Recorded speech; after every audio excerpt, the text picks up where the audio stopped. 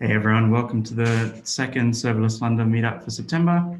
Today we've got Sumitra from AWS talking about serverless for business agility.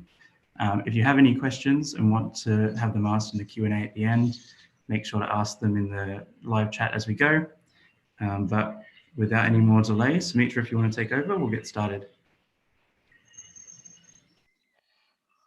Thank you so much, Alex, for the introduction. Just wanted to check if you can hear me properly and see my screen properly. All good?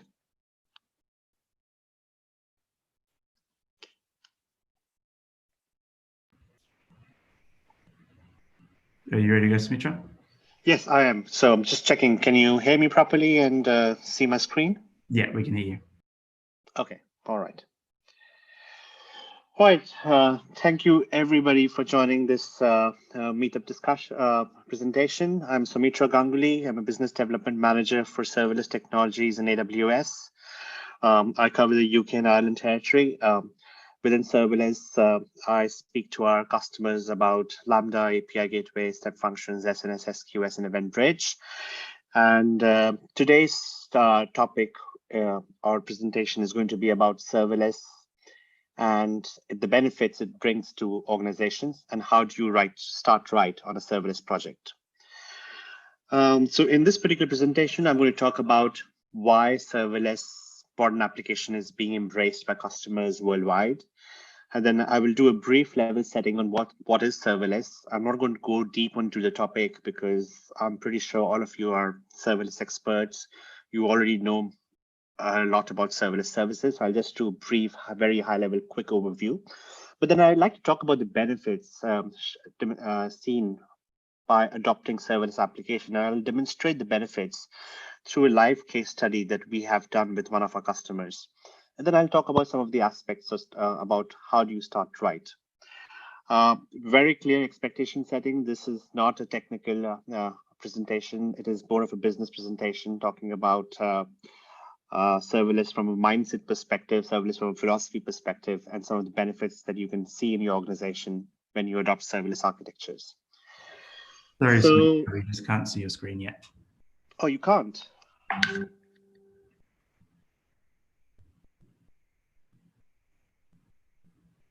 Is that good now? Yeah. All right. I think the introduction was fine. So I just talked about the introduction before, but spoke about the agenda. But let's dive deep into the presentation now.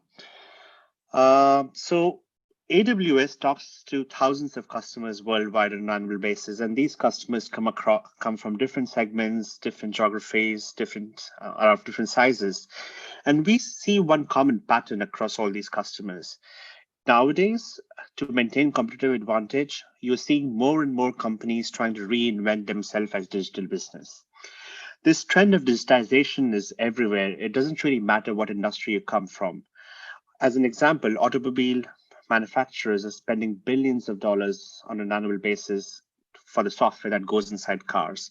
You see traditional banks trying to actually spend a lot of investment on modernizing their applications in light of competition that they're seeing from fintech startups. So the point is, the digitization is everywhere and is driven primarily because of two reasons. Your end consumer is actually becoming quite demanding, and they expect strong value proposition when they consume your product and services. And second, the market is actually becoming quite competitive. Not only you have existing competition, but you also see a lot of new incumbents coming, not a lot of new startups coming to the marketplace that disrupts the whole market space in general.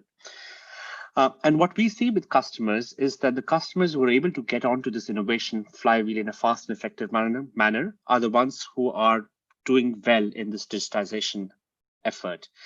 Now, what I mean by innovation flywheel, these are customers that are favoring experiments over 3-year project planning cycles. So gone are the days when you would plan your project for 3 years. These customers are quickly turning ideas into hypotheses, doing small experiments. And what they're doing is they're releasing these experiments to live customers, and they give live customer feedback, and they put that feedback back into the product cycle. So the faster that you move into this innovation flywheel, the faster will be your digitization effort.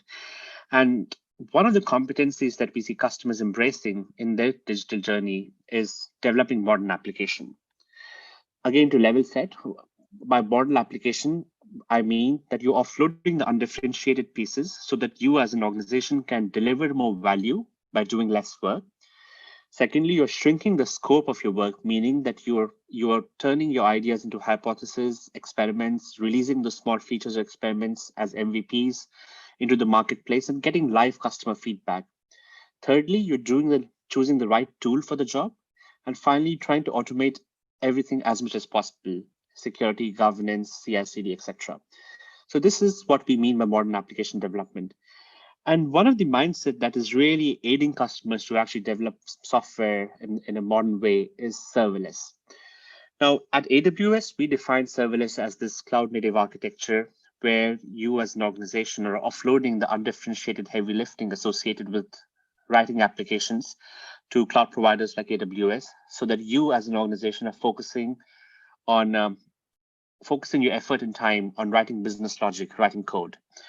It is characterized by four major tenets. So there is no infrastructure to provision or manage, and it is managed as code.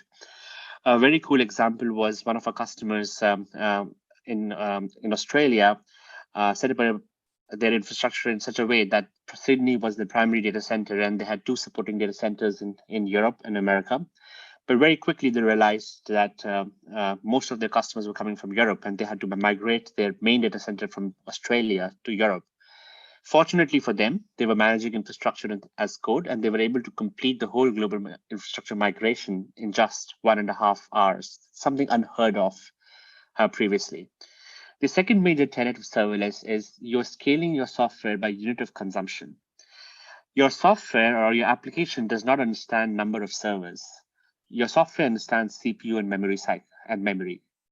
However, historically, infrastructure has always been procured in terms of 50 servers, 100 servers, 200 servers in 3-5 year project planning cycles, procurement cycles. Now, with serverless, you can now scale and procure information on demand by the unit of consumption, meaning what your software consumes. Thirdly, you're only paying for what you're using. And if you don't use it, you're not paying for it at all. This is a strong value proposition that really resonates with our customers during these times.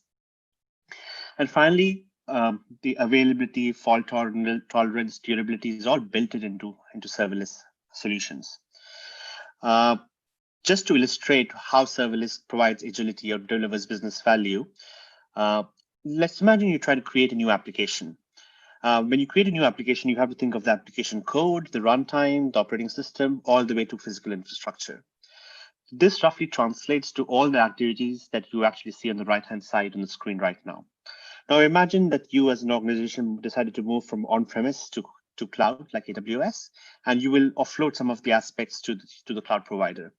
But you definitely see that there's still a lot of tasks associated with application development that are still left with you. However, if you decide to go serverless, what you clearly see is that all these undifferentiated heavy lifting tasks are passed on to AWS or the cloud provider, and you as an organization are free to focus on building software.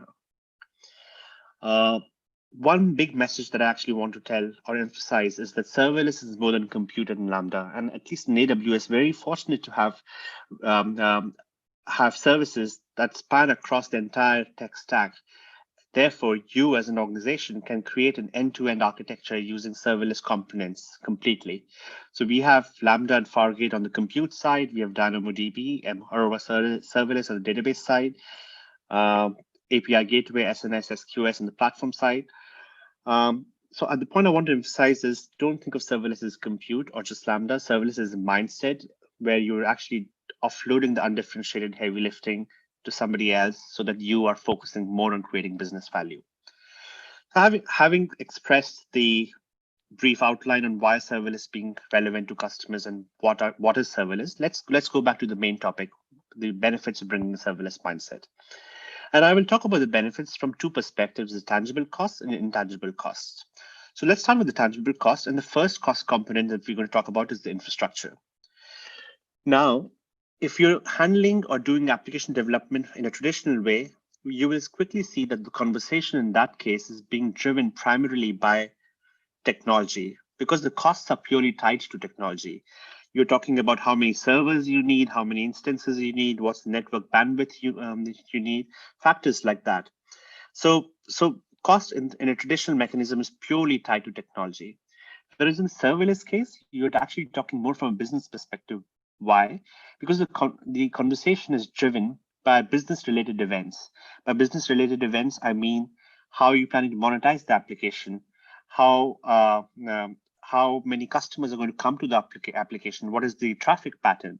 So business adoption of the application by consumers is going to drive the cost tied to serverless applications. And I want to illustrate the subsequent slides through the use of a live actual case study. So this is a case study that AWS did with Deloitte, and we're talking about an application, which is a ticketing application, which had 10 million monthly active users in the very beginning. And what we quickly found out that for these many number of customers, the cost for us in a traditional mechanism was $631.20 per month. In a serverless way mechanism, we were able to attribute the cost per customer, and for 10 million customers, it was $174 roughly per month.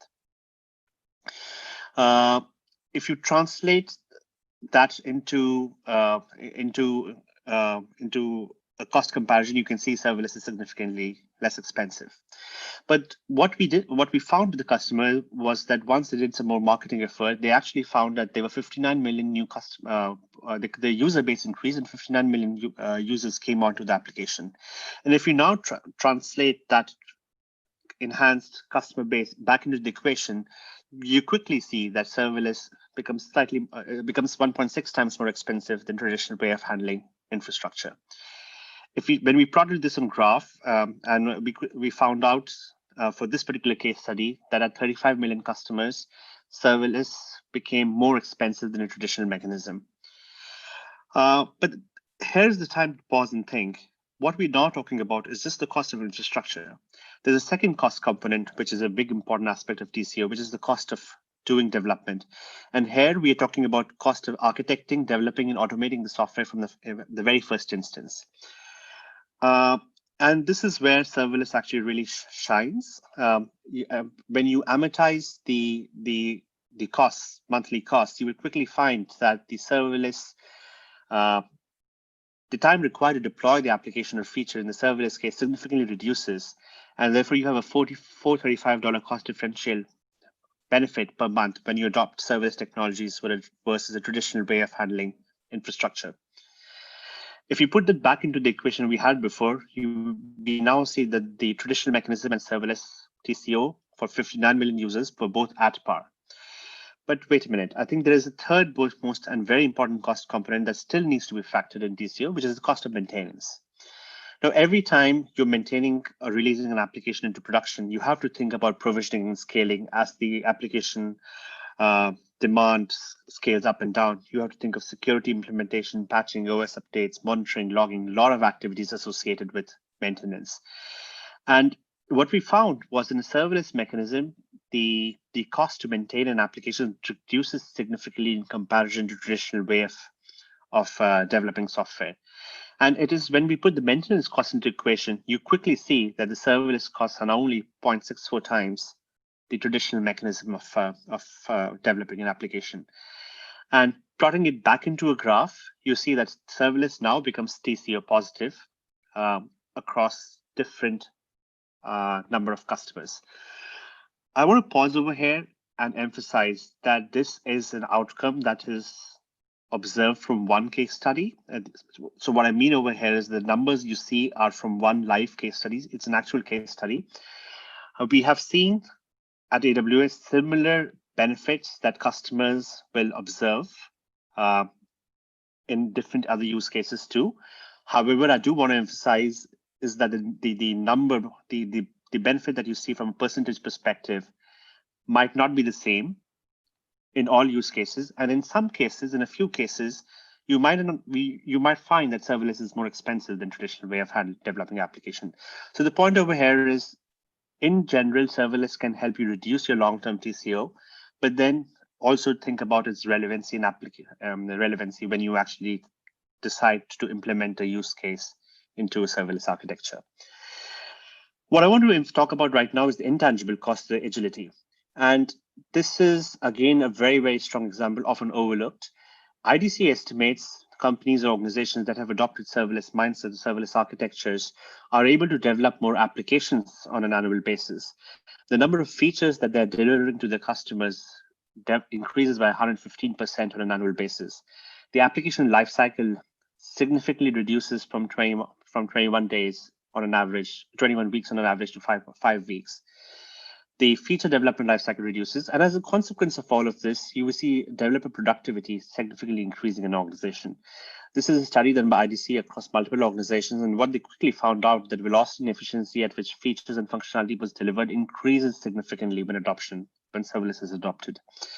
And this is the big benefit that you see in terms of revenue uplift and profitability in your organization.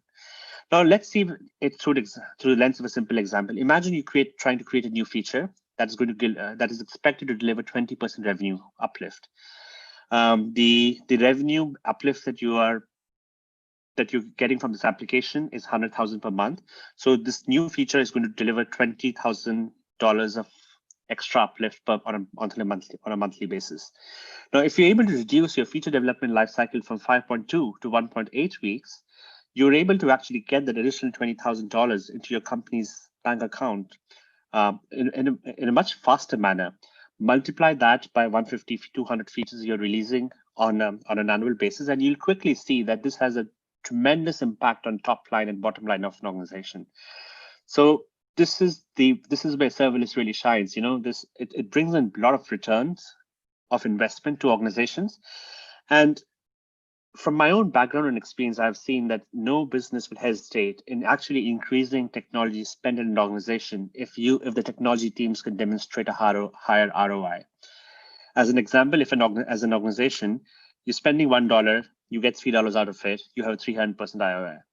If you as an organization can demonstrate, as a technology team can demonstrate to your management or board that by spending $2, you can give them $10 back, 500% ROI, they will not hesitate in increasing or doubling your budget. So that's the benefit that I want to emphasize over here. Now, finally, moving forward, what is a good use case for serverless? I think when AWS customers decide to modernize applications, the answer is there's no shortcut to it. Like you have to determine which application is a good fit for refactoring or reinventing, where serverless really shines. In some instances, a simple lift and shift from migrating from data center to cloud will give you the cost benefits. However, in applications where adding new features is significantly more difficult from a development lifetime perspective, it does make sense to do an incremental refactoring. And this is where we actually see customers adopting serverless technologies a lot. By incremental refactoring, I mean, if you have a legacy application, don't try to redevelop the whole application into microservices in one big go. It will always be very expensive. No management or board will very likely sign on to the project. Try to identify which aspect of that monolith is most important to your business going forward, and then start by refactoring that into microservices. And the second big use case of serverless we see is when companies decide to reinvent, meaning they're trying to create a new application right from scratch. And our recommendations to customers typically is always try from serverless stack first, and only if it's not applicable, move to the left-hand side of the shared responsibility model. I do want to emphasize this particular adoption pattern too that we've seen with a lot of our customers. This pattern is typically seen in businesses that are very transactional in nature.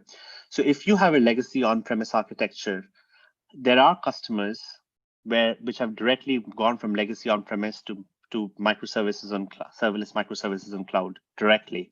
You do not need to go through on-prem to cloud and then containerize it, or on-prem, containerize, then move to cloud.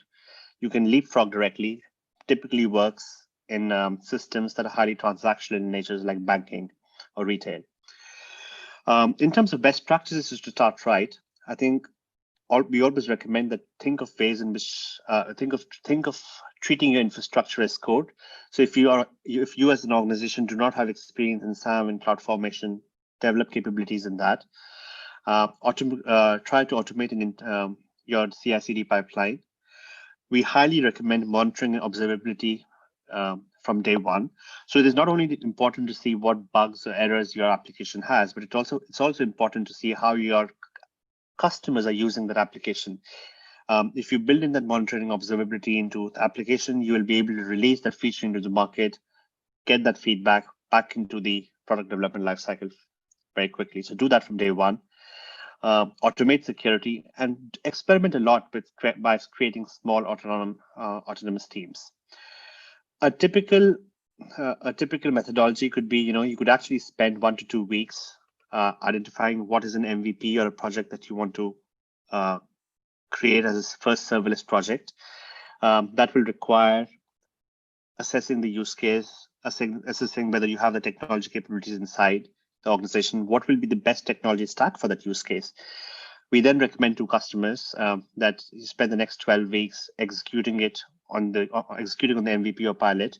You can do it yourself as an organization. If you're doing it yourself, it does make sense to leverage AWS teams or to do some enablement and serverless technologies before. Or you can leverage partners, professional services, a lot of other options over there on the table. And finally, what we tell to customers after your first MVP is done, scale. And then I think we do recommend customers to bring in that serverless mindset in their cloud center of excellence. I do want to emphasize that serverless does not make the traditional infrastructure teams redundant. What it does is that it actually what we're seeing with a lot of customers is that more and more infrastructure teams are actually reinventing themselves as cloud center of excellence, where they're actually demonstrating or showcasing security, governance, architectural best practices to the entire organization.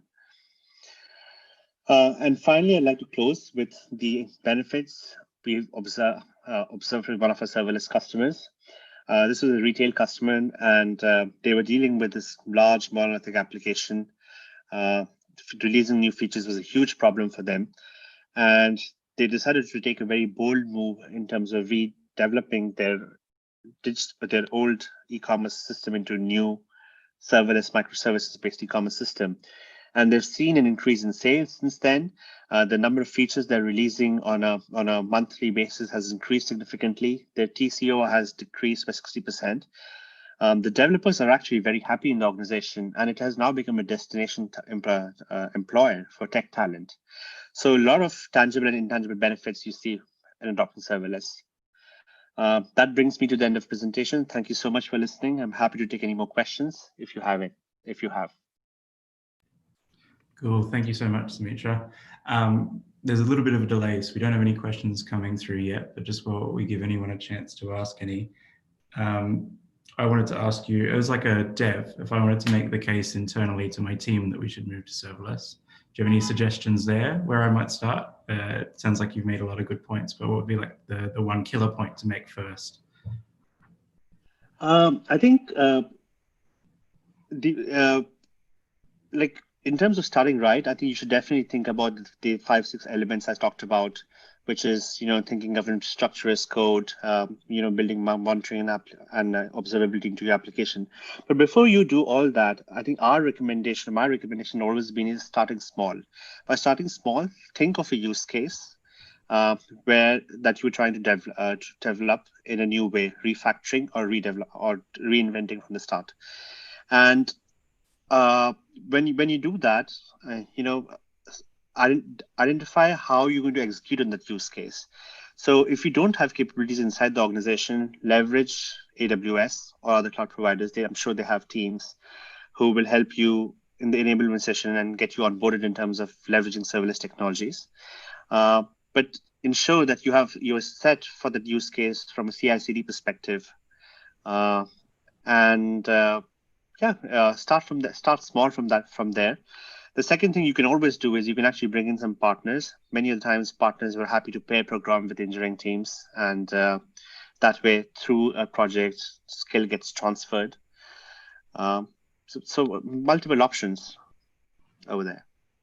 That makes a lot of sense. I know we at Theodo often partner with people to help them get their serverless projects off the ground, but if I was a company that didn't do that and I was looking for a partner, what's the best way of finding someone to work with? I think my typical recommendation is actually think of partners who will be able to bring in the cloud native competencies and who are who have that competency from a holistic way. I think at the end of the day, serverless is not a solution for all problems, right? I think choosing the right tool for the right job is very important, and you want to ensure that your partner has the capacity to make that architectural decision. That in which case it is better to go for Lambda or Fargate or EKS from an AWS perspective, or if you think from an AWS perspective, when to use API Gateway or ALB or AppSync. I think if you as a partner are not able to make those decisions, are not you're over indexed on one technology stack but very poor on another, I think you'll not be able to choose the best technology stack for your customer. That's very important criteria. And that's typically represented from Lambda or container competency, especially for AWS partners, at least. Okay, cool. Thank you very much. It looks like we haven't had any questions coming through, so I'll let you go. Before we wrap up, I just wanted to thank Theodo and Senzo for organizing this. We're now trying to do 2 meetups a month. So that means we're going to need lots of speakers. So if anyone wants to speak in the future, please do reach out to us. Otherwise, enjoy your evenings, everyone. Bye, Samit.